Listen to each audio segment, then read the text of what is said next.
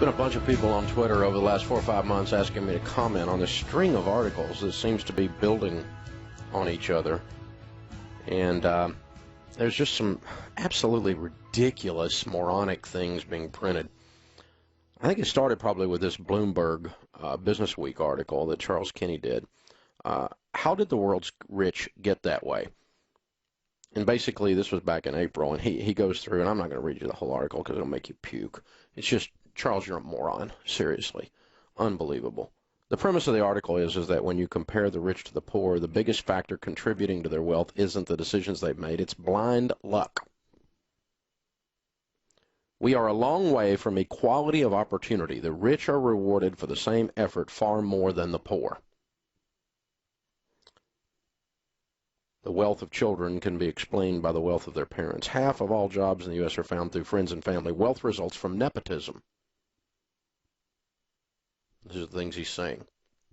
I mean, these things are just ridiculous. At any level beyond the local, differences in income due to inequality of opportunity dwarf those from inequality due to effort or talent. The choices people make are certainly important when it comes to how successful they are compared to their school friends or colleagues, but luck, not hard work, is overwhelmingly why the rich are rich while the poor are poor.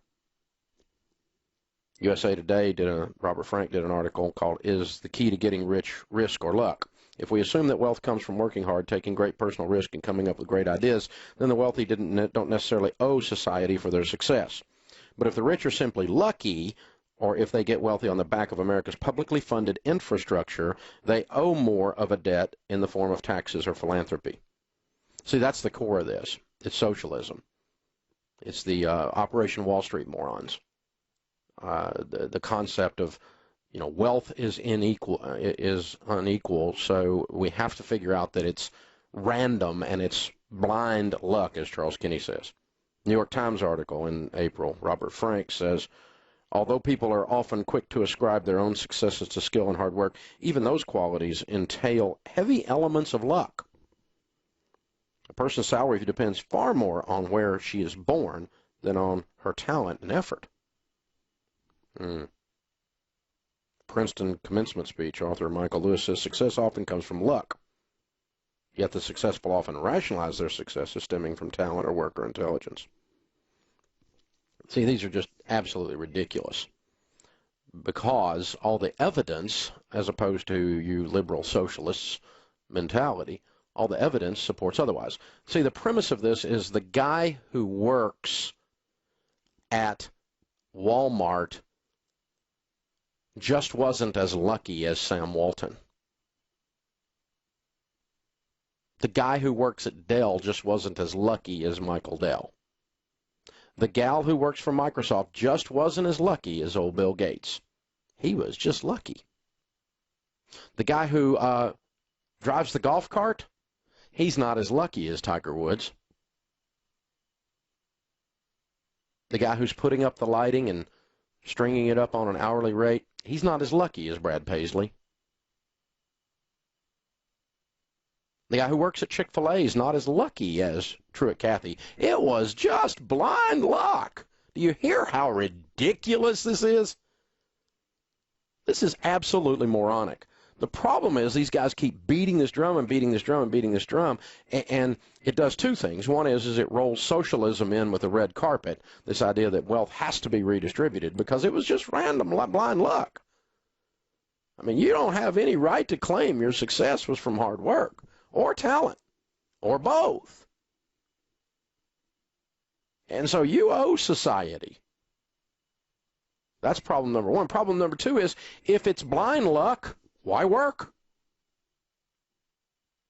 Why go get a degree? Why study? Why read?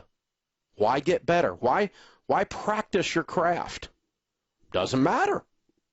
It's luck. You see how demotivating that is? Churchill said socialism is government of the duds, by the duds, and for the duds. And that's what we're talking about here. It's grading the whole freaking culture on a curve because they're too freaking lazy to work. They won't get up, leave the cave, kill something, and drag it home. Here's the interesting thing. All of these things say, well, it's, where you were born, the family you're in, You know, it's that, you know, if you didn't get that education, well, let me help you with this. 80% of America's millionaires, according to Tom Stanley, who wrote the book Millionaire Next Door, 8 out of 10 of America's millionaires are first-generation rich. They started with nothing. They became a millionaire. But no, see, they didn't. That was just luck. Because they of course, they didn't overspend, and they saved money, and they invested money, and they drove an older car, and they paid cash for things, and they invested in their 401k, and they worked hard, and they showed up every day, and they told the truth, and they read books and got better at their job, and they made more money every decade as they went along because they had a career track they were on, and they were thinking, and they were growing their business, and they were coming up with ideas and putting them into the marketplace to serve people. But they were just lucky. It was, what Charles Kinney say? Blind luck. That's why I called him a moron. Because he's a moron. That's why I called him that. That's ridiculous. It's absurd. It's above the pale. It's the idea that a farmer who plants seed and gets a crop after watering it and doing all the weeding and making sure that the land is taken care of versus the farmer who just stands back and looks at the dirt is lucky when his harvest comes in. It was just luck. It was just luck. Had nothing to do with superior intelligence, superior math skills, superior music skills. I mean, Michael Jordan is just luck. He was luckier than I was. I didn't get to dunk a basketball like that. I can't do that with a basketball. He's lucky. He has no more talent than I do. He didn't work harder at basketball than I do.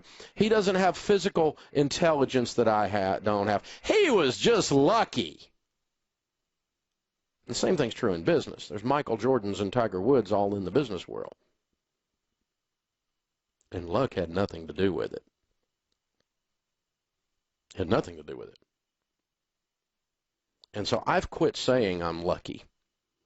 For instance, I have 2 fabulous young men that married my daughters. I have the 2 best sons-in-law on the planet. I really am proud to call them my sons. And I made the mistake for a while. I was going around going, man, I hit the son-in-law lottery. And I finally woke up, I can't say that anymore because it was not an accident. For 20 years, I taught my girls how to pick a stud, how to pick a man. How to pick a man that knows how to serve in his household and knows how to work and knows how to walk with the Lord. I taught them how to pick. It wasn't an accident. It wasn't blind luck. You're so lucky. Your daughter's married well. Yeah, I taught them. Oh, and by the way, there a couple jerks drove up and I run them off too. I'll be here cleaning my gun when you guys get home. Don't pull up in front of my house, pick up one of my girls and honk your horn unless you're delivering a pizza. That's how things work, man. It's not an accident. It's not luck. You reap what you sow. We live in a cause and effect universe. And business and wealth are no different. You're saying all the poor people are not as talented? In some cases, that's true. In some cases, things have happened to them. And there's people beating up on them. And I'm all about giving them every advantage. I've been broke twice in my life. I started with nothing, and I went completely broke and had to start over. I'm so stupid I had to do it twice. So I'm like really lucky. Is this ridiculous? This is ridiculous. There's all kinds of evidence otherwise, folks. Not only just anecdotal as you have good walking around sense in the culture, if you were to actually leave the media room at Bloomberg and go visit real human beings, you'd find these things out. But go get my friend Jim Collins' book. He wrote the book Good to Great. He's got a new one out a couple months back called Great by Choice. Jim and I were sitting. Folks, if you listen to this long enough, you hear the show long enough, and you listen to the debt-free screams long enough, you find there's 2 types of people with money. Well, there's a lot of types of people, but people fall largely into 2 buckets. There's the bucket of people who are doing their debt-free scream, or someone like the young lady we interviewed in our lobby just a few minutes ago. They are happening to their money. The other bucket of people is the people the money happens to them. Dr. Stephen Covey used to say in his book, The 7 Habits of Highly Effective People, the number one habit of highly effective people is they are proactive. They happen to things. Everything doesn't happen to them. You make the assumption that we can't control all the external variables in our life, but we are largely in charge of our own destiny. Or we stand back and shake our head and wonder why everything bad happens to us. You either tell your money what to do, or you wonder where it went. Money flows from people who do not manage it to the people who do manage it. If you take someone who manages money well and as a result has become wealthy, and they lose everything, they will become wealthy again. Because the things that made them wealthy that did not leave when the money left. And when you take someone who does not manage money well and they're given a pile of money, have you ever noticed they end up with nothing? Because they don't happen to their money happens to them. Case in point, lotto winners. Someone wins the lottery, the bankruptcy rate is 4-fold the national average. 4 times as likely to file bankruptcy if you win the lottery as not. Isn't that weird? The vast majority of lotto winners, a decade later, have nothing. Because the very thing that caused them to play the lotto in the first place gives you an indication that you're going to lose it. Why some athletes, when they get money, end up with nothing. Because the only skill they've got is athletic skill. They had no character, no ability to manage the money, no ability to say no, no ability to have good relationships and boundaries. Those are the things that lead you to build wealth.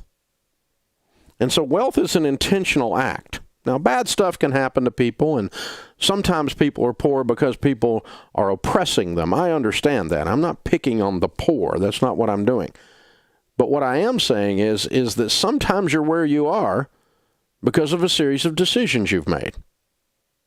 As a matter of fact, usually you're where you are.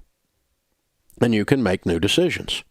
You don't have to, well, my family, the way I grew up in my neighborhood, my people, those are how sentences start when people are going to explain why they're losing and it's not their fault.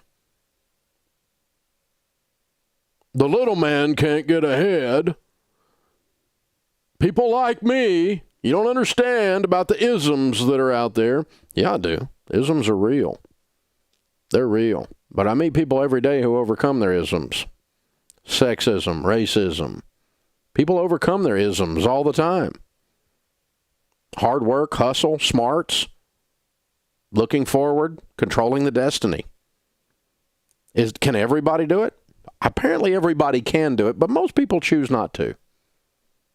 They choose not to control the variables in their life. And so it comes down to something as simple in personal finance as doing a budget. When you do a budget, it is you exercising the fact that you believe you control your destiny. If you are a victim of destiny, why would you ever do a budget?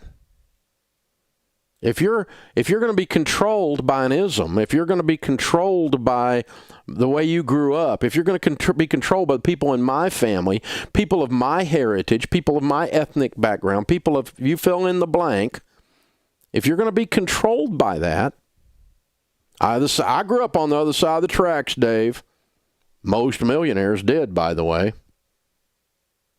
The vast majority of millionaires grew up on the other side of the tracks. The only difference in them and the next door neighbor that's still on the other side of the tracks is they decided they didn't want to live there. So they picked their butt up and they moved to the other side of the tracks. They lived like no one else so that later they could live and give like no one else.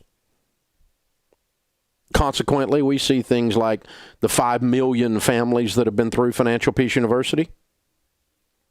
You know what the number one data point between them being successful are the ones that are successful going through that, getting out of debt, and the ones that aren't? The number one data point is to do a budget. We can predict your success in Financial Peace University by the second class. It's 9 classes when you go through, 9 lessons. The second lesson, we can tell if you're going to be successful. Did you come in with your zero-based budget done in every dollar the way we teach you? No, I've got my own version of Dave Ramsey. I've got my own version of smart. I'm Ish. I'm Dave Ramsey-ish. I'm going to do Financial Peace University-ish. You're not going to make it. Our data, when 5 million people do something, you got good data, okay? We got good data. We know exactly who's going to make it and who's not. We can study your behavior and tell you, if you keep on this path, you are going to fail. And you've already started down the wrong path, so you got to turn around and go back and start again. The people that do their every dollar budget complete the class. They typically go to all 9 lessons. They stay in the membership for a year, continuing to watch online. They download the podcasts. They watch the debt-free screams on YouTube to stay inspired, to stay on their budget. How interesting. They were sick and tired of being sick and tired. They said, I'm not going to be those people anymore. I am going to control these variables. I'm going to control my destiny. Do sometimes their transmission go out? Does sometimes there a car wreck? Does sometimes somebody get cancer? Does sometimes somebody die? Yes, sometimes tragedy happens. Yes, sometimes they get laid off. Yes, but guess what? They get up and do it again. Sometimes they get knocked on their butt and they get back up and they do it again. And you get back up and you do it again when you have a plan and when you believe you're in control of your destiny.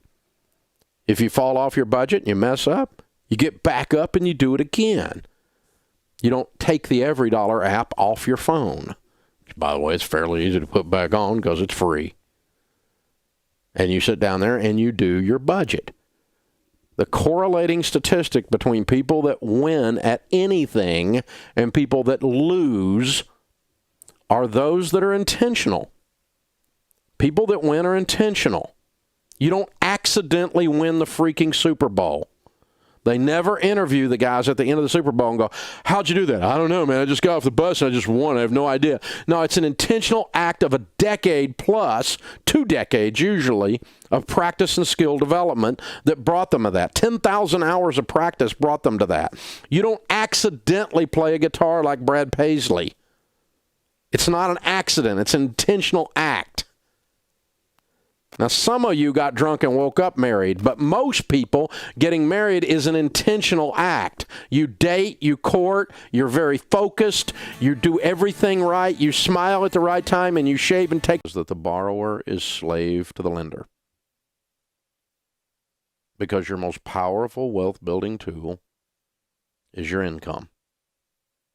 And when you haven't committed your income in the form of payments to everybody else, you can invest it and become wealthy. Really. The average car payment in America today is $503. That's just cray-cray. That's nutty. If you invest $500 in a decent growth stock mutual fund from age 30 to age 70, you'll have over $5 million. That one thing will make you worth $5 million. Getting out of them land of car payments and staying out of them. Isn't that amazing? And so I've become known for getting people out of debt. And the only reason I get people out of debt is because it increases their generosity and increases their ability to invest and become wealthy, which also increases their generosity.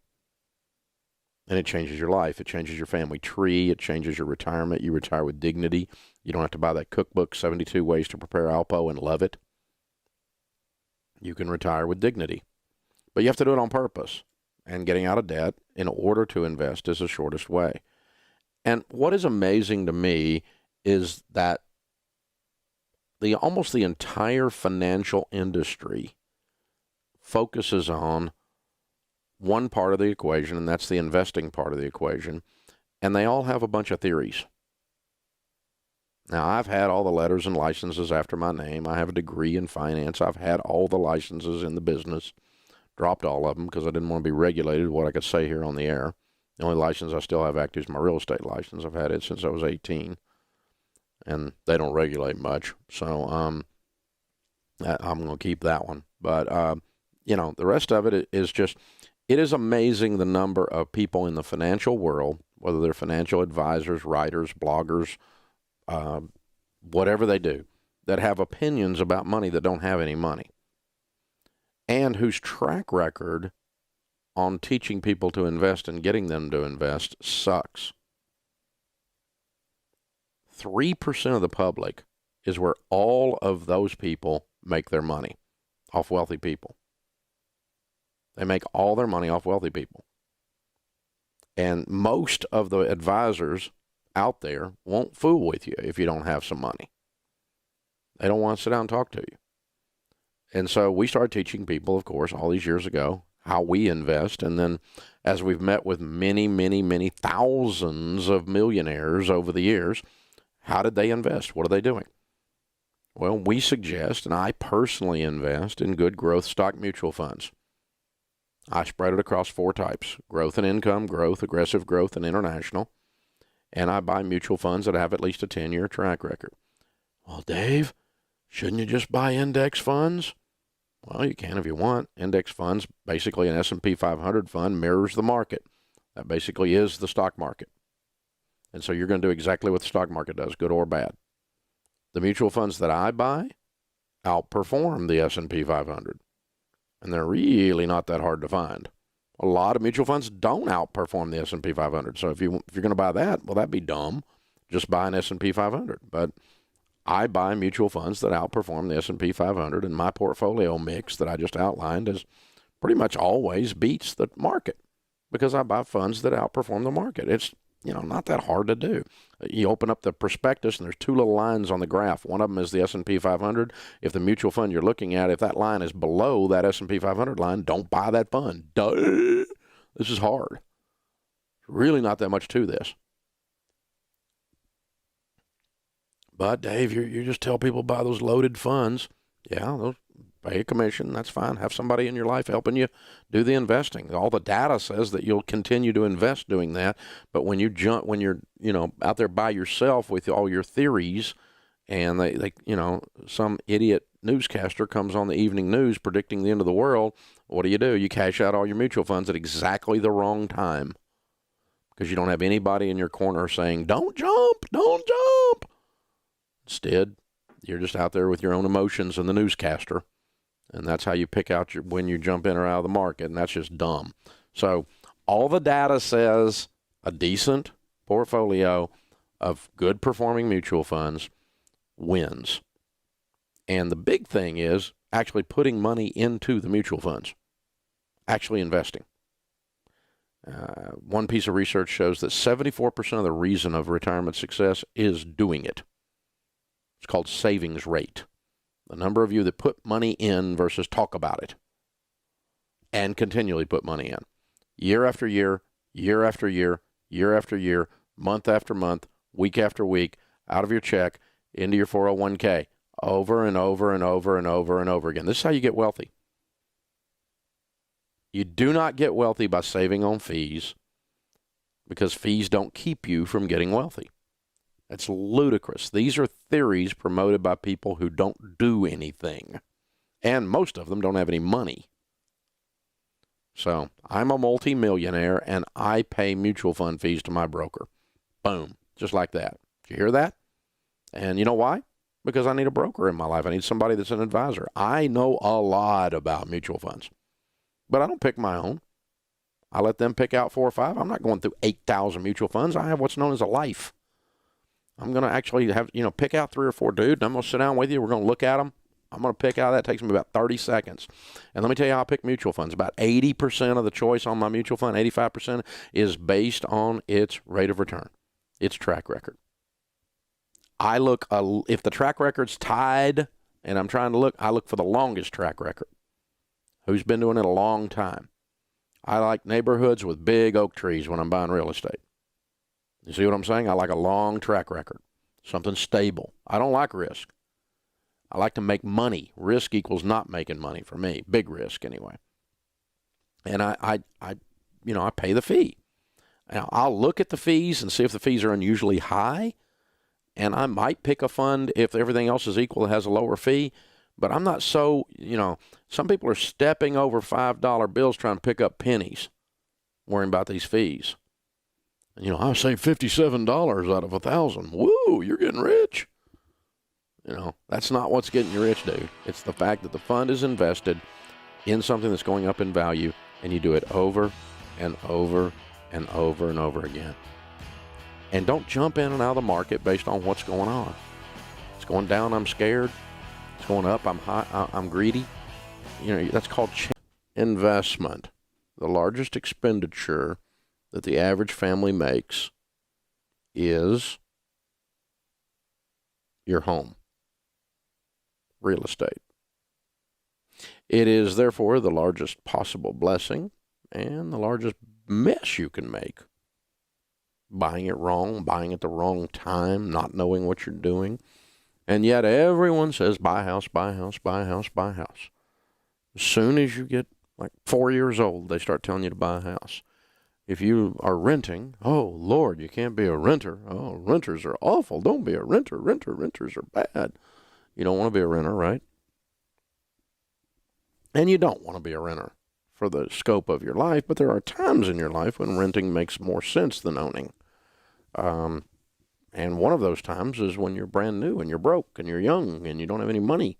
When broke people buy houses, you know what makes them? Broker. That's why they call them mortgage brokers. You get broker and broker and broker.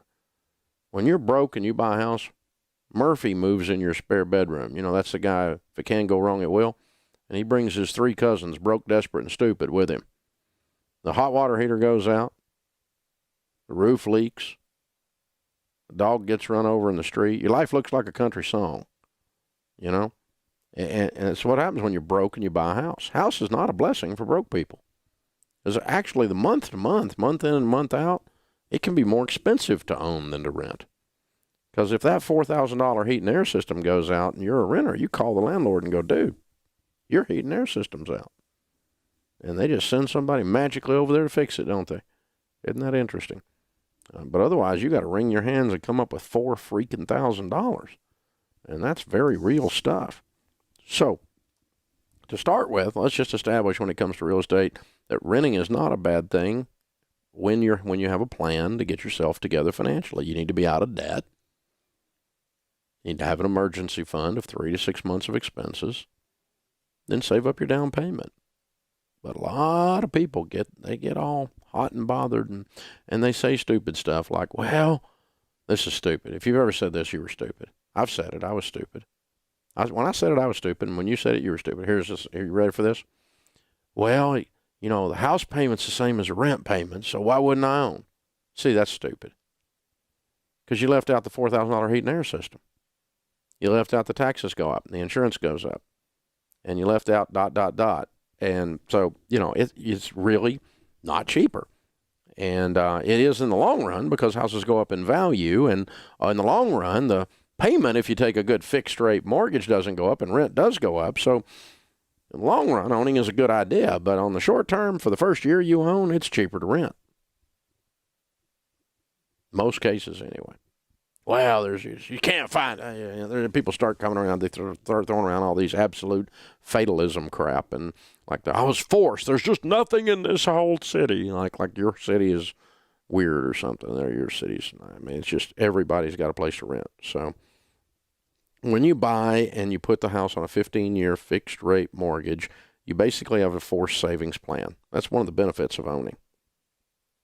You also have, because, as you're paying the principal down, you've got this money built into the house called equity. Your equity is what the house is worth minus what you owe on it. And the equity increases as you pay down the mortgage, obviously. It's also an inflation hedge. Now, most of you have not lived in inflationary times, but I remember inflationary times. When I got my real estate license in 1978, inflation was running 12% a year on houses. That meant a house went up 1% a month in cost or value. Cost if you were a buyer, value if you were a seller, right? And so if you own property and inflation kicks in, the primary element of inflation is housing. There's other stuff, car gas and the cost of bread and that kind of stuff. But really, the cost of housing is your primary element. It's one of the largest chunks of inflation, and you are getting that to your benefit when you're an owner. And of course, your home grows tax-free up to $500,000. It's a tax-free investment. $500,000 married filing jointly is the profit you can make on a personal residence if you've owned it 2 years or more. That's pretty cool. So there's a lot of reasons to buy. When you get ready to buy, don't buy the top of the neighborhood. Buy the bottom range, the bottom half of the neighborhood. You'll get better appreciation there and a better chance of resale when you do get ready to move. And when I took my very first appraisal class in the real estate business, the guy teaching the class said there's 3 things that create value in real estate: location, location, and location. I've seen a single-wide mobile home sitting on a piece of dirt that brought over $1 million in Malibu, just north of L.A.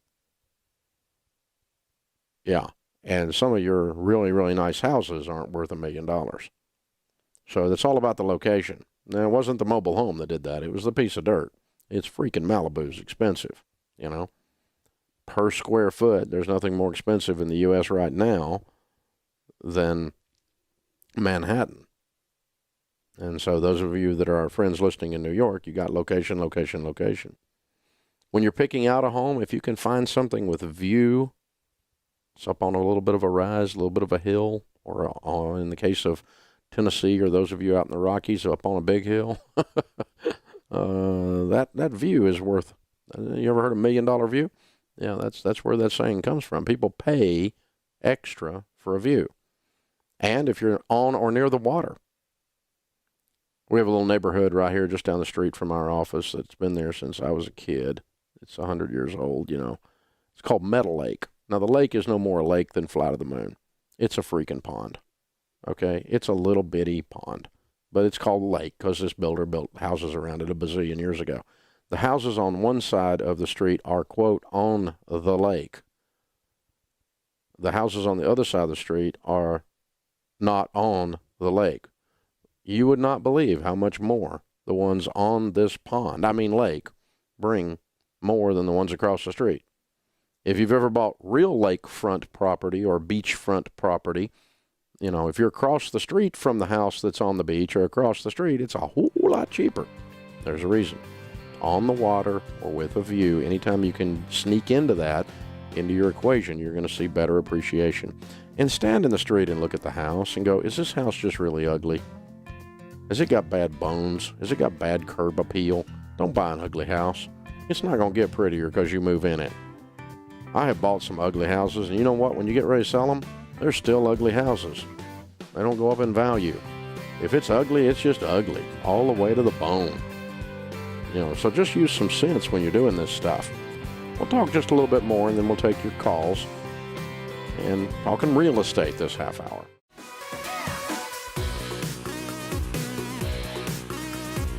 So we're talking about the largest investment most people ever make, your real estate purchase. Now, I've bought probably over 2,000 pieces of property in my life, over 1,500 for sure, somewhere in there. I currently own a bunch of real estate. I love real estate as an investment. I built several homes and grew up in the real estate business, got my real estate license when I turned 18 years old, 3 weeks after I turned 18, way back in 1978.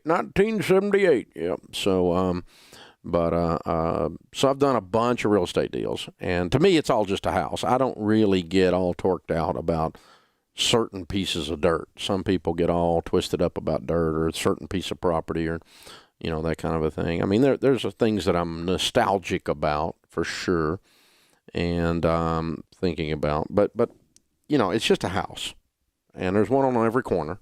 They're everywhere, and there's another one.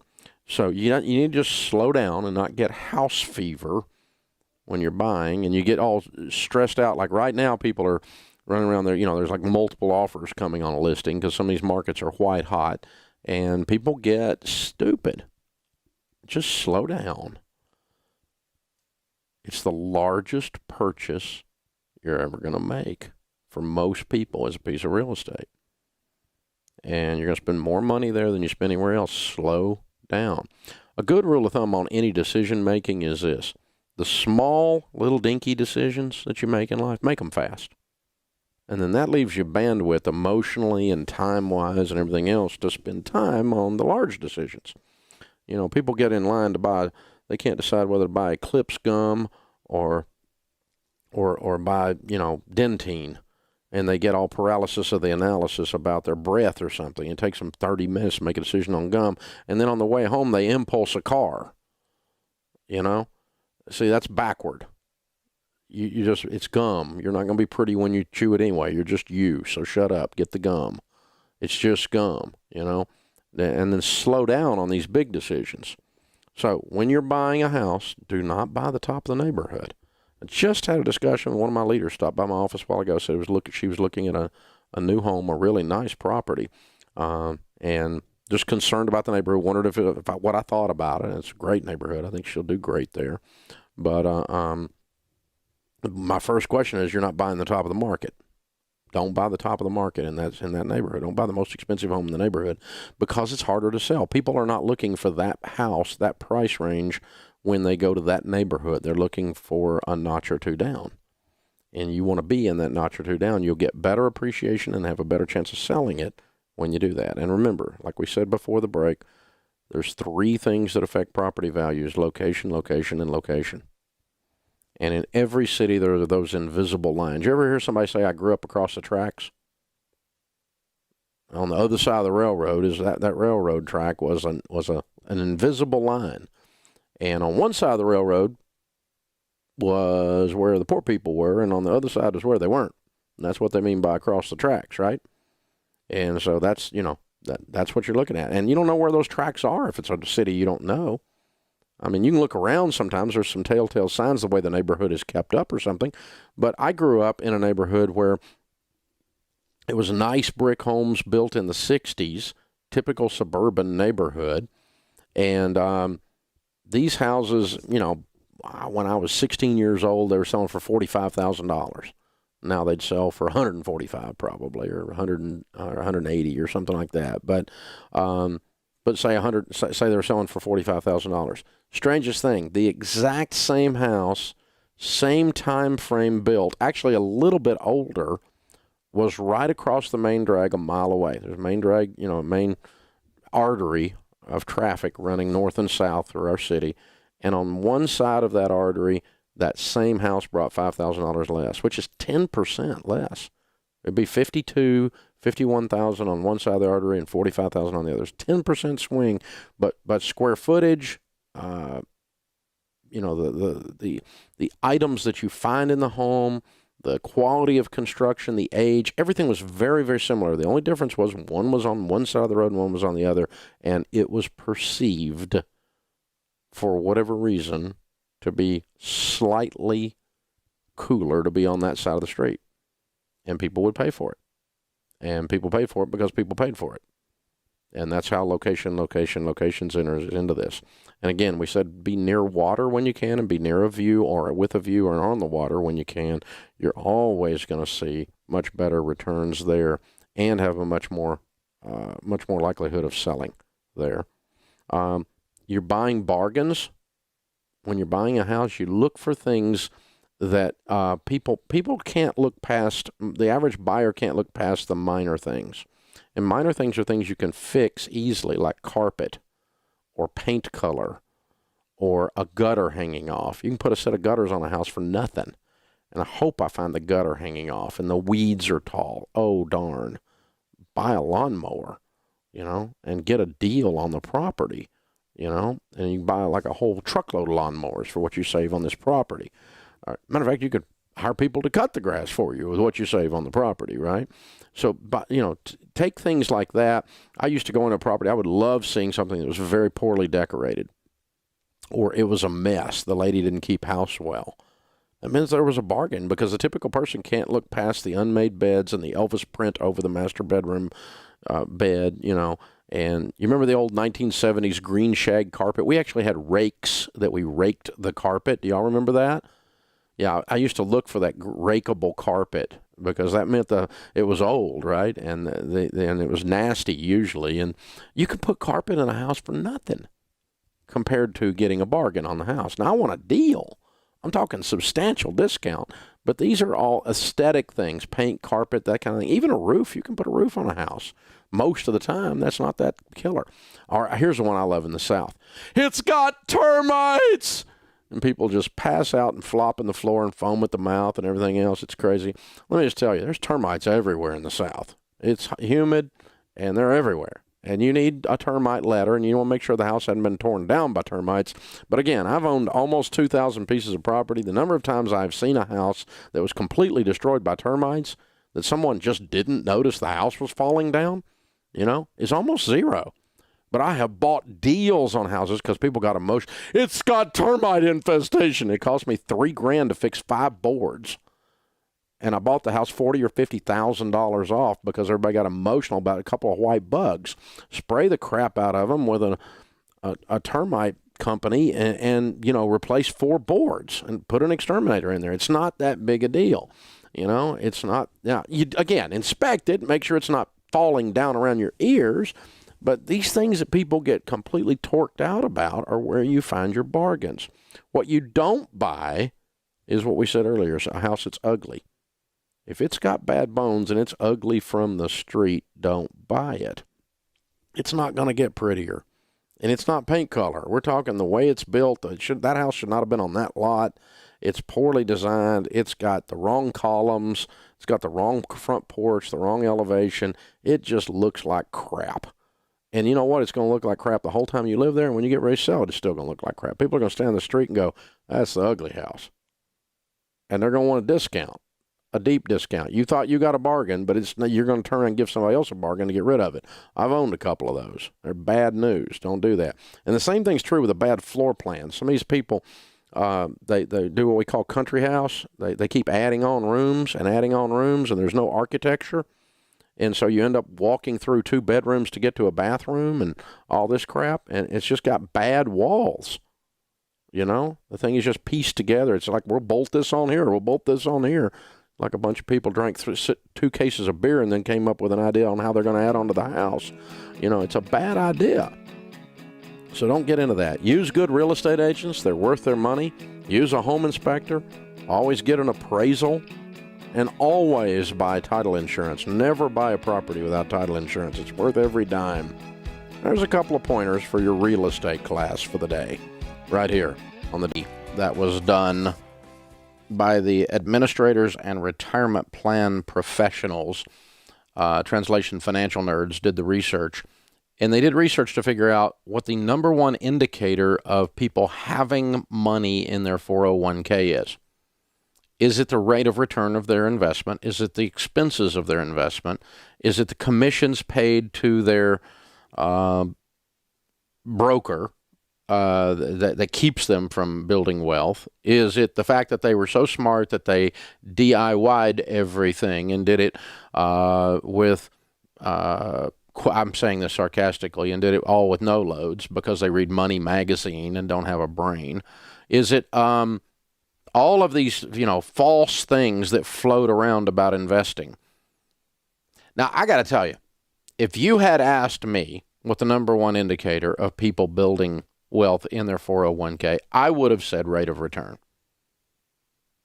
How much return does the investment yield? Whether you're investing in a single stock, whether you're investing in mutual funds, whether you're investing in, because the difference in compound interest on a money market account averaging 2% for the last 2 decades versus a good mutual fund averaging 12% for the last several decades, the difference in the compound interest on that is astronomical. I mean, I know the math. The curve on that, the exponential progression it's called, it just blows your mind as a math person what the difference is. So I would have said the rate of return, because the difference in the rate of return at 8% versus 12%, you'd think that's like a fourth more. It's not. It's like double, triple more. And so it's crazy how much rate of return matters mathematically. So had you asked me what the number one indicator of someone retiring with wealth in their 401k and IRA, I would have said rate of return, and I would have been wrong. You know what the number one indicator of people, I brought this up earlier in the week. You know what the number one indicator of people retiring wealthy is? 74% of the indication. Savings rate. Translation, putting money into the account. Because all this discussion about mathematics doesn't matter if you don't put any freaking money into your retirement account. You just become one of these math nerds where you sit around and do analysis and discuss the philosophies of the financial planning world. Whether we do fee-based or there's a conflict of interest when there's a commission, and all this bunch of hyped up malarkey. It's just baloney. And everybody gets all the fiduciary responsibility. That's just horse crap when it comes down to it. This detailed piece of research revealed something that I know it, and it's a common sense thing, and you kind of, when you see it, then you go, duh, but I wouldn't have guessed it to be the primary indicator by such a wide margin. 74% of the reason people retire with dignity is because they save money. They invest money. The money that you put in, the steadiness and the consistency and the amount of money you put into the account is what causes it. So in other words, people that put in 1% of their income versus people that put in 11% of their income, it's more than 11 times that they get out of that if they do 11 versus 1. A lot more, because that's what gets the compound interest snowball rolling. And I'm just going, oh, it's so freaking obvious. But you know what? Financial nerds, and I got to admit, I'm a lot of a financial nerd. I'm a recovering financial nerd. That's what I am.